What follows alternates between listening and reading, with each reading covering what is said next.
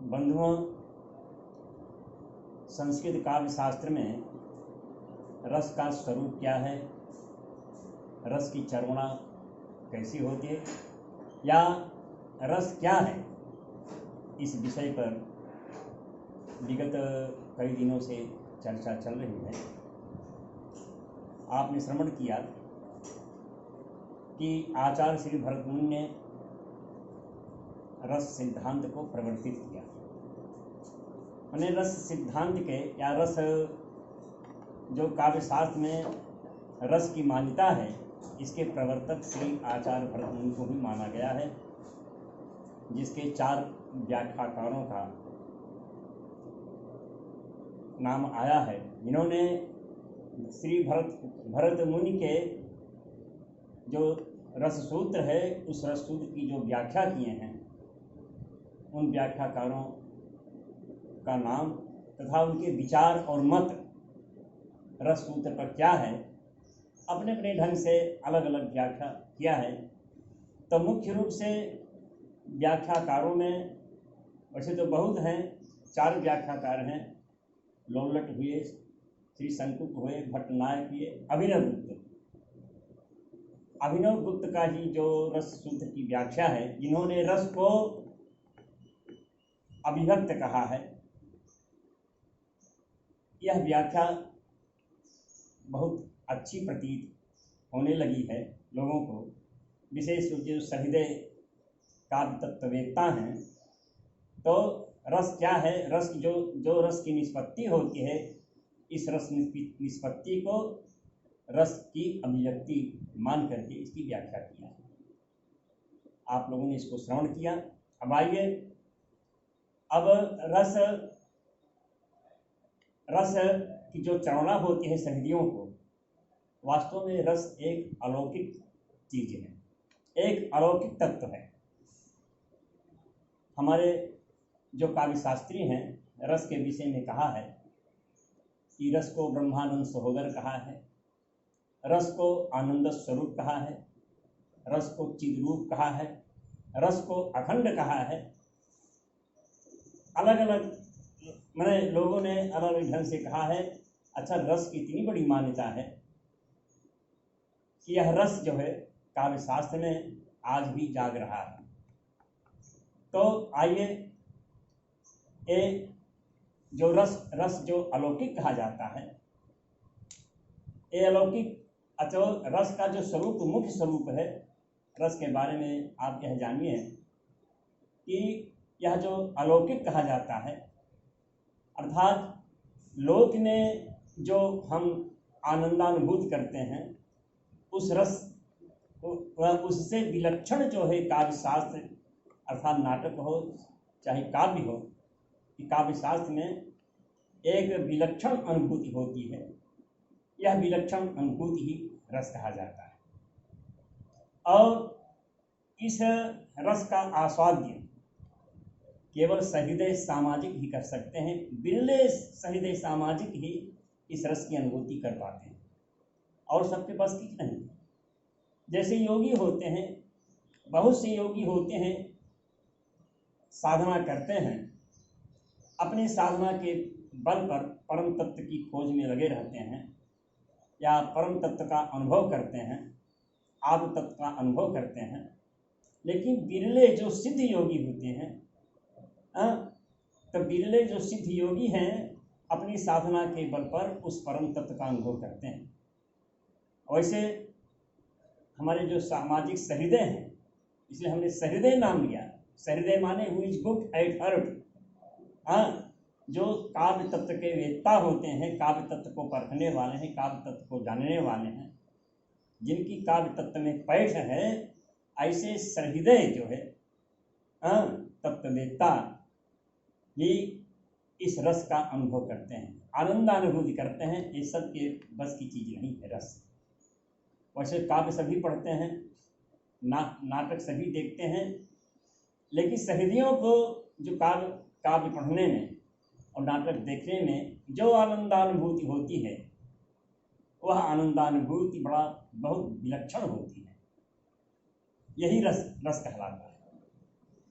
तो हमारे सहृदय सामाजिक इस रस को अलौकिक माना है। अलौकिक, अलौकिक माने जैसे मैंने लौकिक से परे को अलौकिक कहते हैं। जैसे लौकिक वस्तुएं हैं, जो रस तो अलौकिक वस्तु है, लेकिन जैसे लौकिक वस्तुएं हैं, इन लौकिक वस्तुओं से यह रस हमारा अलग है, परे है। अर्थात लौकिक वस्तुओं के नियंत्रण में हम इस अलौकिक रस को नियंत्रित नहीं कर पाते। जो लौकिक वस्तुओं से नियंत्रित न किया जा सके उसको भी रस कहते हैं। जैसे लौकिक वस्तुएं हैं, लौकिक वस्तु कैसी होती है? लौकिक वस्तुओं को या लौकिक व्यक्ति को हम या तो कार्य कहते हैं या तो ज्ञाप कहते हैं। इन्हें दो प्रकार की लौकिक वस्तु होती हैं, एक तो कार्य, एक ज्ञाप होता है। कार्य माने जैसे घड़ा है, घट है, घट जो है कार्य वस्तु है। यह कार्य वस्तु घड़ा किसी कारण से बना हुआ है। अब इस घड़े के निर्माण में, घट निर्माण में, यह जो कार्य वस्तु घट है, इसके निर्माण में बहुत माने एक कारण कौन कौन है? चाहे निमित्त कारण हो, चाहे उपादान कारण हो, इन्हीं कारणों से यह घट निर्माण होता है। चाहे उपादान कारण है, जैसे मिट्टी है, मिट्टी उपादान कारण है। निमित्त कारण क्या है? जैसे कुंभकार, मिट्टी हो, अगर कुंभकार नहीं है तब भी घट निर्माण असंभव है। तो लौकिक वस्तुओं को, जिसे हम कार्य कहते हैं, इनके निर्माण में कारण की अपेक्षा होती है। लेकिन एक यहाँ यह भी दिखाई पड़ता है कि कार्य वस्तु की विद्यमानता रहती है। कार्य है, घट है, घट बना रहता है, लेकिन हो सकता है, देखा भी जाता है लौकिक व्यवहार में, कि कारण का नाश हो जाता है। जैसे कुंभकार जो घड़े का निर्माण करता है, घट निर्माण करता है,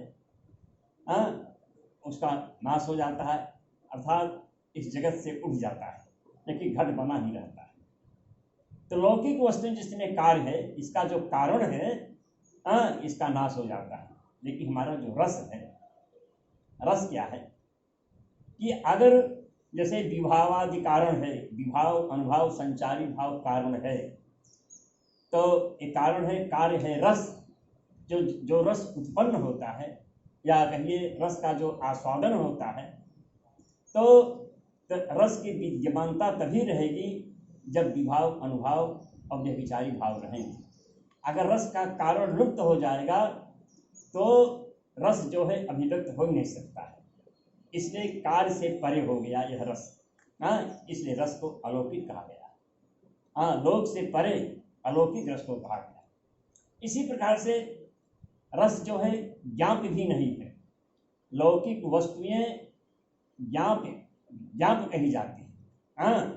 ज्ञाप, जिसको जाना जाए इसको ज्ञाप कहते हैं। इसका कारण कौन होता है? ज्ञापक। जैसे अंधकार में, किसी कमरे में अंधकार में घट रखा हुआ है, घट है, और लेकिन जब तक दीपक साधन का सहारा नहीं लेंगे तब तक घट का दर्शन नहीं हो सकता है ना। तो दीपक एक साधन बनता है, घट है, दीपक एक साधन है।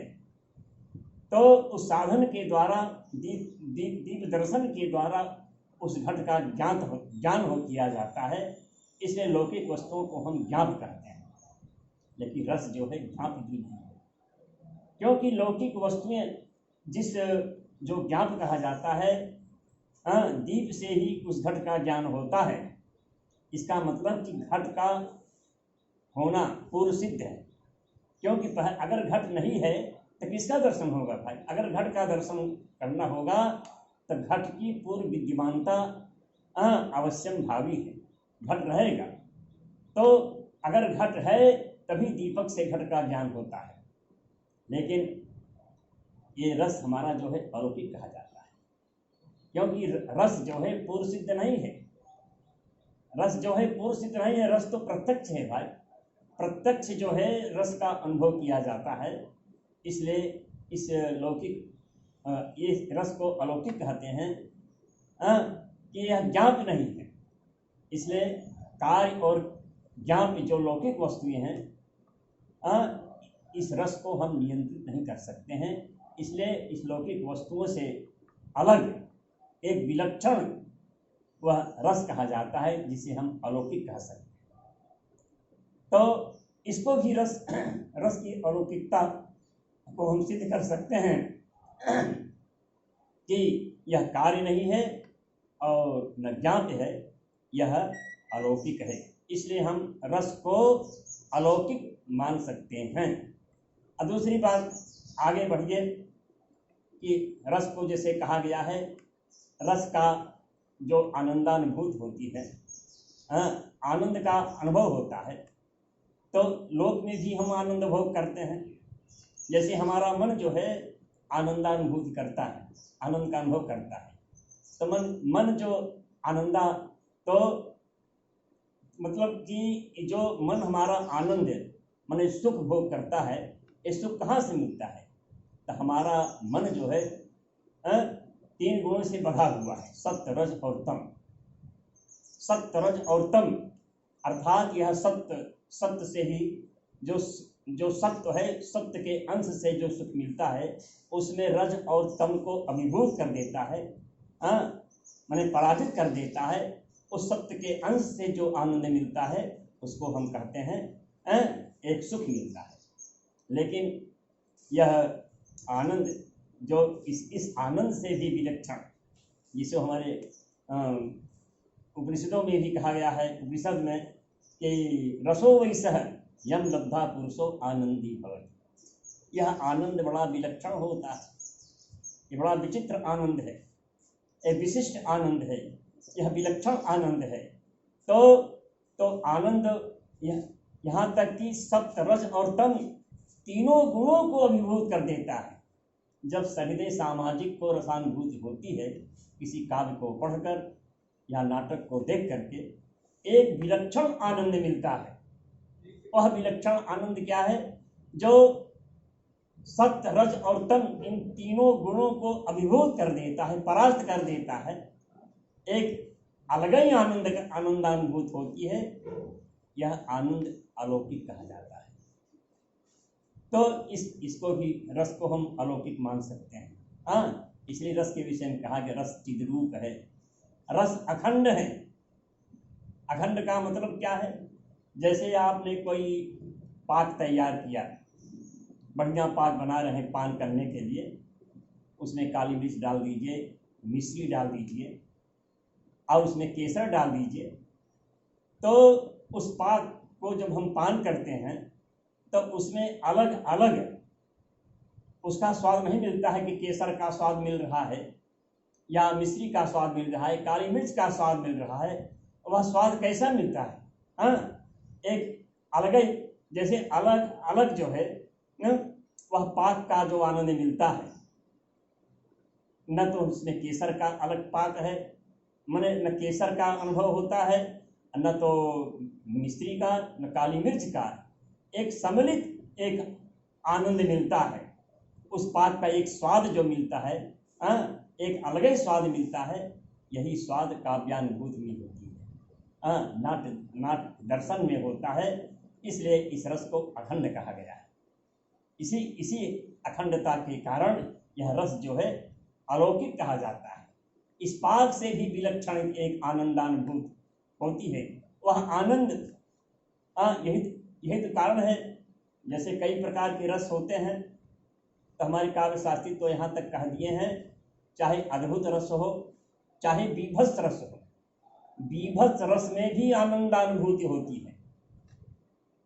बीभत्स रस में भी चाहे बीभत्स रस क्यों ना हो, उसमें भी एक विलक्षण आनंद की प्राप्ति होती है। वही रस कहलाता है। इसलिए अलौकिक रस को माना जाता है। और एक रस की अलौकिकता को सिद्ध करने के लिए एक विशेष तथ्य यह भी सामने आता है कि त्रिकालाबाधित, यह त्रिकालाबाधित अर्थात 3 का भूत भविष्य वर्तमान, इन तीन कालों से अबाधित है रस। हाँ, क्योंकि लौकिक वस्तुएं या तो वर्तमान में होंगी या भविष्य में या भूत में होगी। हाँ, लेकिन यह रस जो है त्रिकालाबाधित है। न रस को आप भूत कह सकते हैं, न वर्तमान कह सकते हैं, न भविष्य कहें। रस को परोक्ष भी नहीं कर सकते हैं, क्योंकि रस परोक्ष भी नहीं है, क्योंकि रस जो है साक्षात अनुभव होता है। हाँ, रस को प्रत्यक्ष भी नहीं कर सकते हैं। कहते हैं कि रस प्रत्यक्ष है, इसको भी नहीं कर सकते, क्योंकि रस जो है क्षणिक होता है। प्रत्यक्ष वस्तुएं कुछ देर तक चलती हैं, लेकिन रस तो क्षणिक होता है। इतना क्षणिक रस होता है, वह जो आनंद प्राप्त होता है जिसको हम रस कहते हैं काव्यानुभूति में, वह बड़ा क्षणिक होता है। इसलिए इस रस को भविष्य की कोट में भी हम नहीं रख सकते हैं कि ऐसा हमको रस अनुभव होगा, क्योंकि विभावाद जीवितावधि रस को कहा गया, इसकी भविष्य की सीमा में भी हम नहीं बांध सकते। तो भूत भविष्य वर्तमान इन तीनों कालों से अबाधित यह जो रस है, इसी रस को हम अलौकिक कहते हैं। हमारे जितने संस्कृत काव्य शास्त्री हैं, अलंकार शास्त्री हैं, काव्य शास्त्री को अलंकार शास्त्री भी कहा जाता है, तो ये सब लोगों ने एक स्वर से यही स्वीकार किया है, रस जो है एक अलौकिक है। अलौकिक रस की अलौकिकता अक्षुण्ण रहेगी। वास्तव में संस्कृत काव्य शास्त्र जगत में रस अलौकिक है। बस आज इतना ही आप श्रवण कर लें, फिर आगे की चर्चा फिर आगे।